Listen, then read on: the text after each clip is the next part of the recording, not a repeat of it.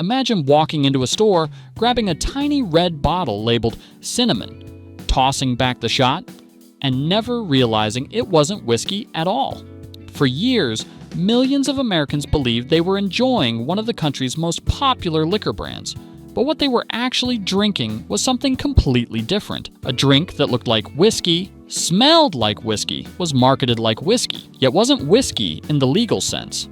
Today, we're going deep into one of the most outrageous loopholes ever used in the spirits industry, a loophole that turned a forgotten schnapps into a cultural phenomenon, sparked international recalls, triggered lawsuits, and generated tens of millions of dollars from bottles people didn't even realize weren't the real thing. This is the explosive story of how Fireball built an empire, not by changing what's in the bottle, but by changing what the world believed was in it.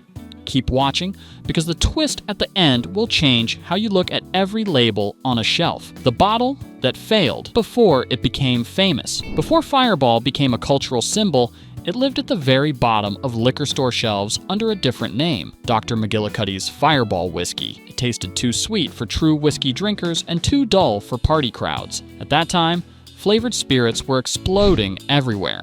Fruity vodkas, candy schnapps, neon-colored shots, but Fireball was quietly fading away. It wasn't strong enough to impress whiskey fans, and wasn't exciting enough to compete with the sugary shots college groups loved. Inside Sazerac's boardroom, executives were staring at a product that had no real identity, but instead of discontinuing it, they saw a gap in the market nobody else noticed. Young adults loved sugary drinks, but nothing in the whiskey aisle catered to them. Whiskey had an old-school reputation, serious, traditional, and built on craftsmanship. What if Fireball didn't have to follow any of those rules? What if the company built a drink that wasn't trying to impress whiskey experts, but instead aimed to dominate parties, tailgates, and nights out? That single shift in thinking turned a dying schnapps into a rebranding opportunity waiting to explode. And that's when Sazerac made the boldest move in its history. How a schnapps turned into party whiskey. The first step was to bury the old identity. The long, complicated name disappeared, and one word took its place: Fireball. A name that sounded explosive, fun, and instantly memorable. But the formula? It stayed exactly the same. Sweet, syrupy, smooth.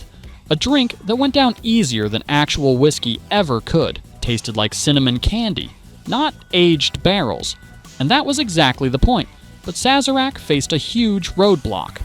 What they had inside the bottle wasn't legally allowed to be called whiskey. Real whiskey in America requires two things: at least 40% alcohol and years of aging in wooden barrels. Fireball had neither. It was 33% and fresh out of a vat. So how do you convince people they're drinking whiskey without making whiskey? They found the loophole almost no one outside the industry even knew existed. If you blended just a tiny amount of real whiskey into your product, you could label it as flavored whiskey, not full whiskey, but similar enough for the general public. No aging, no long waiting periods, no expensive process. Just a trace of Canadian whiskey mixed with a sugary base. Suddenly, Fireball had the best of both worlds.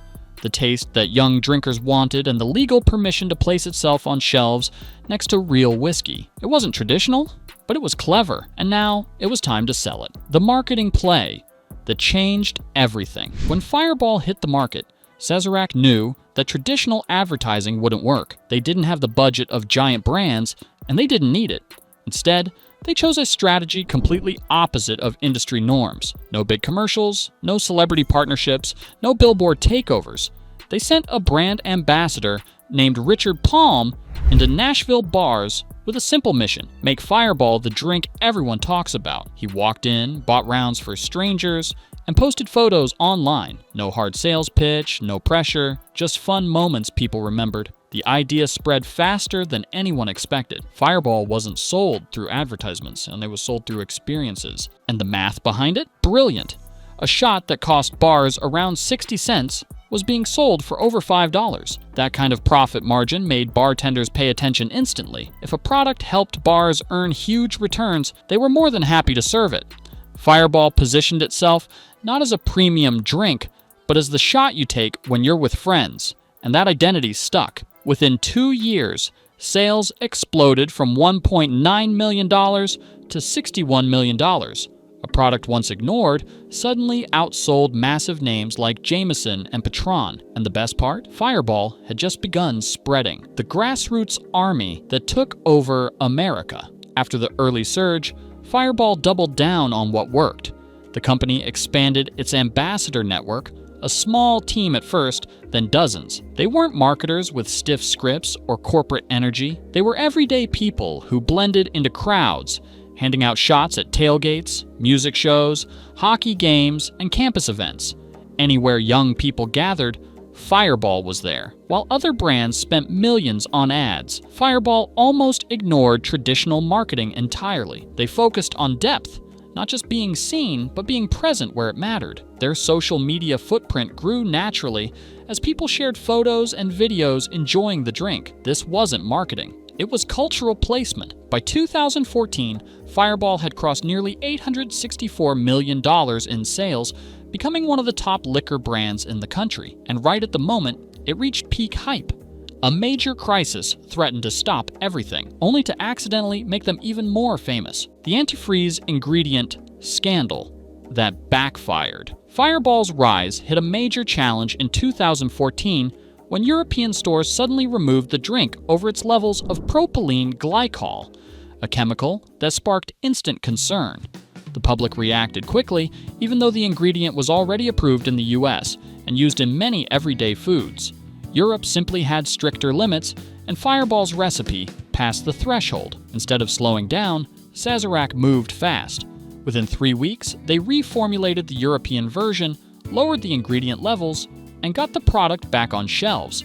The controversy ended up giving the brand even more attention, pushing Fireball deeper into mainstream conversation and increasing its cultural momentum. And because the recall never affected the American version, customers in the US continued buying it without hesitation. What could have become a permanent stain on the brand's image instead turned into a strange form of validation, proving how quickly Fireball could adapt and how powerful public curiosity can be. Fireball suddenly became the drink everyone was talking about, not because of its taste, but because of the headlines attached to it. In a way, the controversy made Fireball feel larger than life, giving it an edge no paid promotion could replicate. The tiny bottle, trick that took over America. By 2016, Fireball was dominating liquor stores, but Sazerac wanted access to gas stations and convenience outlets, over 170,000 new locations. Since whiskey wasn't allowed in those stores,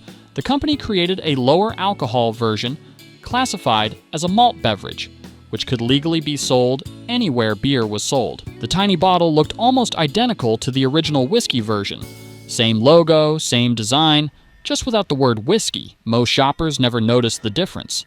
Sales exploded again, and the minis grew so popular, they ranked among the top 50 beer brands in America, despite not being beer in the traditional sense. This move allowed Fireball to reach entirely new customers who might have never purchased it from a liquor store. For many, the mini bottles became their first introduction to the brand, creating a new wave of casual drinkers who fueled its growing presence in everyday retail. The strategy also opened revenue streams competitors could only dream of tapping into. Suddenly, Fireball wasn't limited by alcohol laws.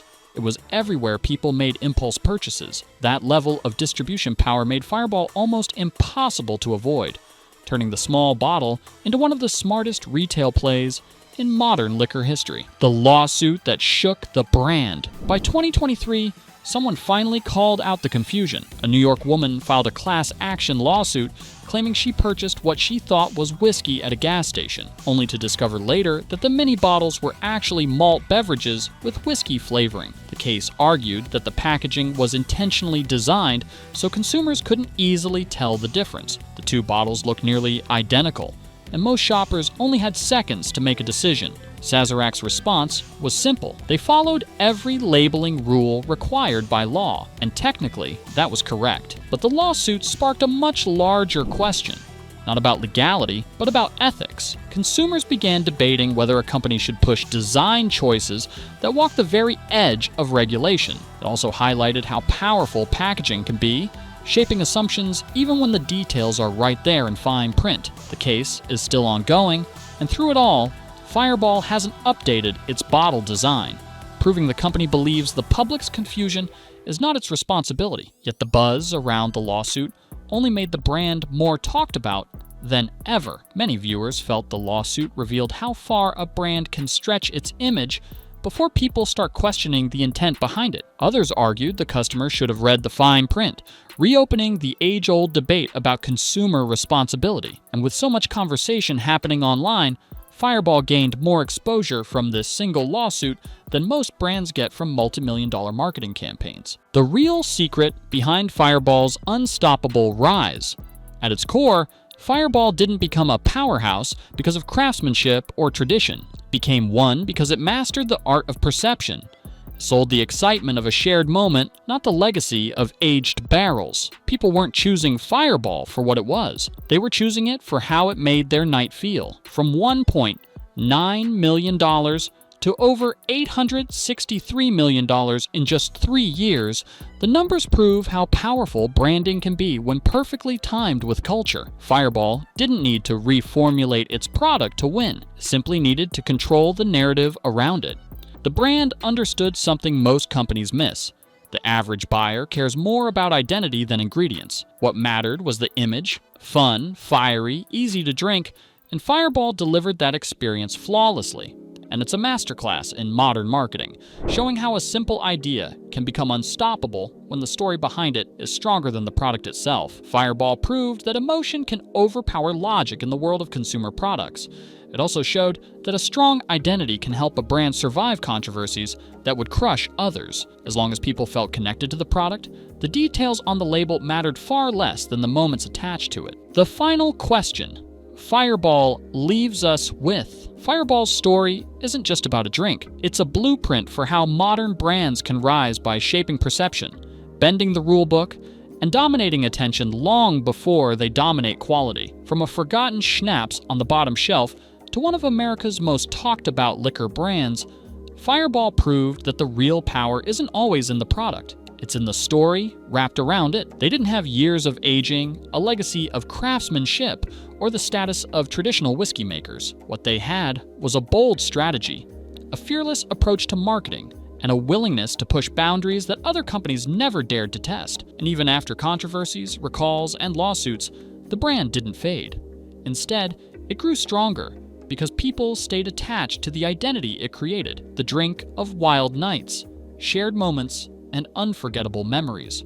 Fireball became more than a bottle on a shelf. It became a symbol of fun, chaos, and cultural momentum, proving that perception can sometimes build an empire faster than tradition ever could. So here's the question only you can answer. Did Fireball break trust, or did they simply outsmart an entire industry by understanding what people really respond to? Drop your thoughts in the comments. I'm curious to see where you stand on this. And before you go, make sure to hit that subscribe button for more deep dive breakdowns, shocking brand stories, and marketing secrets the big companies don't want you to know.